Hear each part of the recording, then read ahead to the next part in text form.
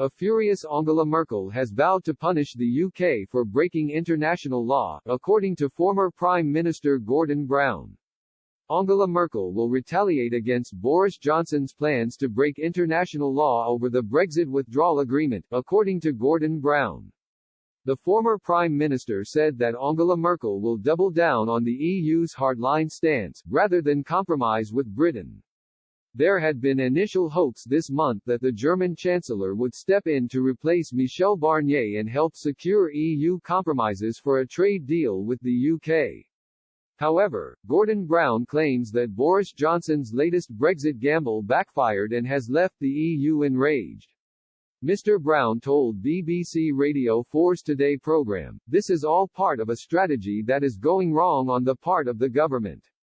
They think they will have a European Council meeting on October 16, that they can persuade Angela Merkel to step in instead of Michel Barnier. They think they can tie up a deal because people will be desperate by then." However, the former Labour Prime Minister said that this tactic from Boris Johnson will not work. He explained, "Angela Merkel will probably be even more adamant to stick to the rule of law, and what I fear is that we will get a deal, but it will be a minimalist deal.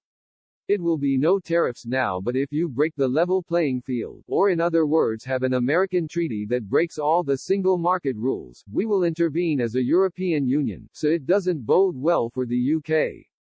Mr. Brown accused British ministers of a huge act of self-harm over their plans to break international law by rewriting the Brexit withdrawal deal.